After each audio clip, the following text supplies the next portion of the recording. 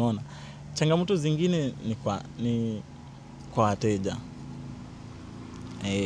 Kuna wateja wengine anakuja akishafika sasa mimi akifika nampokea zena au nitumie picha.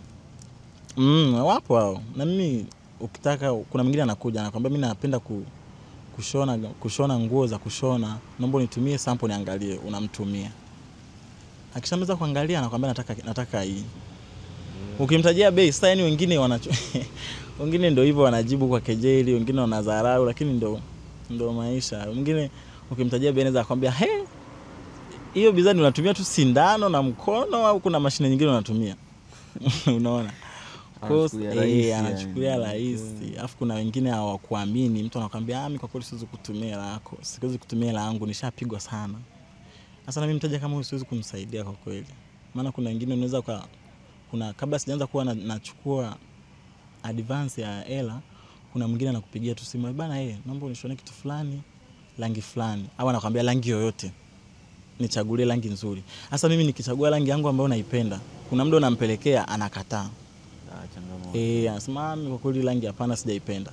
Au kuna mwingine ndio hivyo, unamfanyia project anakuambia rangi kila kitu, lakini sasa mwisho wa siku tena ndio anaanza kukuzungusha. Sasa hapo unakuta umetumia gharama, umepoteza muda wako. Kwa hiyo mimi kwanza hapo kwa kweli nikasema sifanyi project kabla sijaweka hela mkononi. Kwa hiyo inabidi ulipe advance, ukishalipa hiyo fedha mimi nafanya. Baada ya hapo sasa utaamua wewe utachukua au usichukue.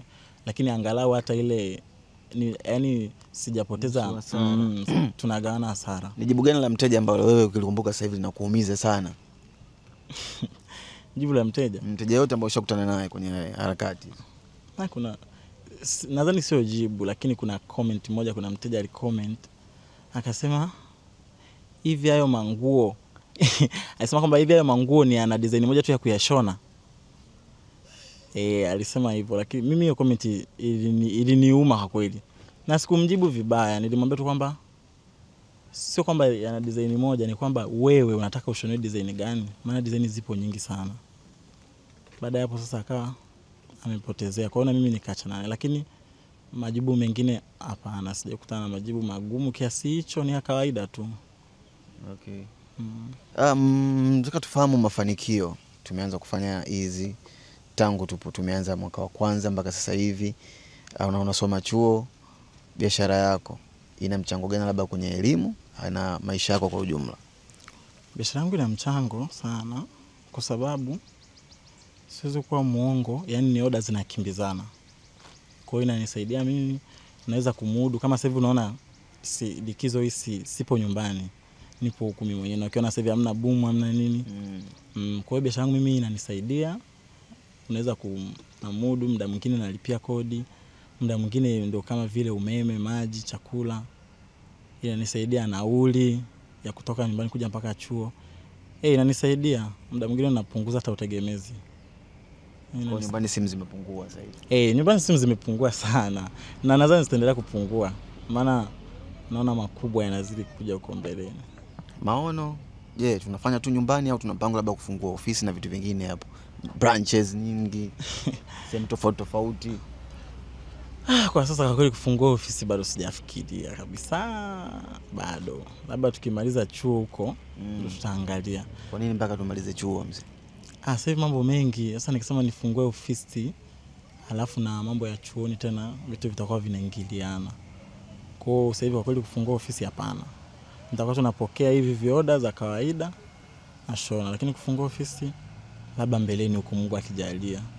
Lakini tutafungua tu inshallah. Unajiona wapi baada ya miaka 2 kuanzia sasa kwenye hii biashara yako? Mimi najiona mbali kwa kweli, kwa sababu watu wana appreciate ninachokifanya. Alafu kingine mimi nilikuwa toka niko mtoto mdogo nilikuwa napenda sana mambo ya fashion sana. Na mimi sio kwamba tu nashona hizi nguo, hapana. Najihusisha mambo ya culture, nashona culture. Okay. Yaani kila kitu ambacho kinahusu mambo ya mikono, mimi ni mmoja ambaye natengeneza sana. Hata nyumbani kwa napachafua. Yaani nyumbani kwa napachafua sana. Kwa hiyo mimi ni mtu ambaye napenda vitu vya fashion. tutaonana tuko mbeleni na nitakuja niwe kwenye majukwaa ya kimataifa. Tutakutana tu au sio? Nataka ushare pale kwa mtu ambaye anakutazama sasa hizi, mjasiriamali kama wewe, mwanafunzi, lakini pia mtu ambaye yupo mtaani alafu ana ujuzi wa namna yoyote, afanye nini ili kujikwamua? Mimi napenda tu kuwashauri kwamba yani wasikate tamaa. Hicho tu hilo ndoga ushauri namba 1, kwamba usikate tamaa. Kwa sababu ukiangalia mimi mpaka sasa hivi kuja kujulikana huko TikTok, sio kwamba nimeanza kuposti leo, nimeanza kuposti muda sana. Lakini sometimes unakuta unaposti, unakuta labda video ina like moja. Unakuta video yani inakuwa hivyo, lakini mimi nilikuwa sikati tamaa. Unaona? Na kuna muda mwingine nilikuwa nafanya project ambayo hela natoa mimi mwenyewe na sina hela nyingine yoyote. Nafanya kitu ili kusudi watu wakione. Kwa hiyo unakuta labda kuna kitu kipya nataka nikitengeneze, siwezi kukitengeneza timu mpaka akitake, hapana. Nafanya kitu ili kusudi watu wakione. Kwa hiyo nakitengeneza, nikishakitengeneza na kiintroduce kwa watu. Kwa hiyo humo ndani kuna baadhi ya watu watakipenda. Wakishakipenda ndio nitapatia na mimi nitapatia humo nani faida au pesa. Kwa hiyo mimi napenda tu kuwashauri wasikate tamaa, alafu pia wasione aibu. Unajua sisi wanachuo wengi yani ambao tuko wengi sana wanapenda kuiga maisha. Unaona? Wanachuo. Yani wanachuo wengi ndio tuko hivyo. Tunapenda sana kuiga maisha. Yani mtu akishafika chuo sasa anataka aonekane so shida, yani so shida zake hivi vitu vya nani. Lakini wao tu wanakumbuka kwamba kuna vitu ambavyo viko nyuma yetu, unaona? Tunafanya sio kwamba wengine kwamba tunafanya tuna shida sana, hapana, lakini kuna muda inabidi ukae mwenyewe ujifikirie kwamba baada ya chuo kuna maisha, na ndio kama unavyojua sasa hivi ajira zinavyosumbua hivyo. Kwa hiyo inabidi na wewe unakaa unajifikiria, unajua utafanya nini baada ya kitu fulani. Unaona njia nzuri ya kujiajiri. Mimi mpaka kushona hapa sio kwamba yani nilikuwa hasa maana mimi nilikuwa sina field mwaka. Sasa umekaa nyumbani, unaamka asubuhi, unalala. Unaamka asubuhi. Sasa hiyo kitu kwa kweli mimi sijazoea. Kwa hiyo tu ndo nikaamua nijishughulishe. Na ndio naona kama sasa hapa kitu inalipa. Hiyo ni order. Hapa nipo na order ya mteja wangu hapa, alikuja jana. Na ndio kuna hii nyingine ya mtoto imekamilika, inatakiwa itumwe Tabora hii. Hii ni sketi, si ndio? Ni kisketi. Na hiki hicho ni kitop cha juu. Top cha mtoto. Mtoto wa kike huyo. Yaani wenye watoto wa kike. Kazi hizi hapa kwa ndugu yangu na kikofia chake hichi. Hicho ni kikofia chake. Cha kisasa kabisa. Hili ni gauni. Hilo gauni. Ile gauni la mteja wangu. Sasa ila ukivaa hizo nguo ni lazima uwe na nguo nyingine ndani. Huwezi kuvaa hiyo peke yake bila shaka. Hapana, zina design nyingi. Ndio. Kuna hii ambayo unashonewa inabaki hivi. Ambao wengi wanapenda maybe kuvaa beach. Alafu kuna nyingine ambayo kifano kama hii. Hii mteja wangu ametaka iwekwe lining ndani. Okay. Hii inakuwa na lining ndani. Kwa hiyo kwa nje wewe utaona tu hizi. Lakini kwa ndani utaona kuna line zake ambazo zinawekewa, ambapo line yake ni nzito, inakuwa inavutika. Yaani sijui nikwambieje, lakini in short nakuelewa. In short kwamba hizi nguo ndio ziko hivyo design tofauti. Unaweza kaamua mwenyewe kwa iwe na matundu ioneshe au isioneshe.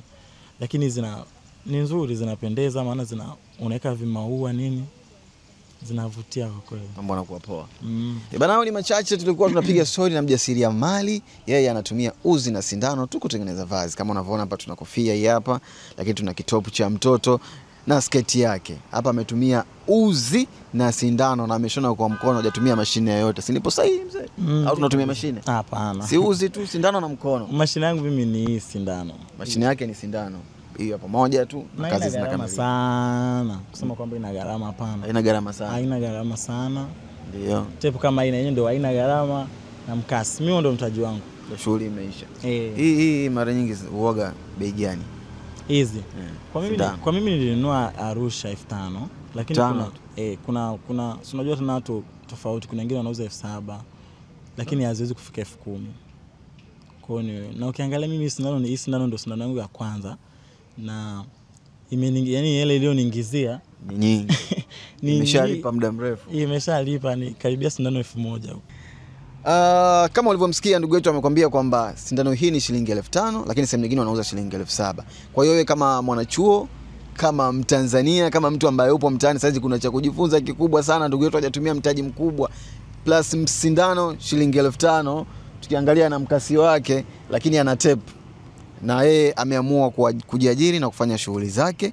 Kuna kitu gani cha kujifunza hapa? Lakini ndugu yangu, mimi nataka nijue kitu kimoja hapa. Unatumia mkono tu kushona hivi vitu. Je, saizi umepokea order za watu 30 zinahitajika kwa haraka. Sawa.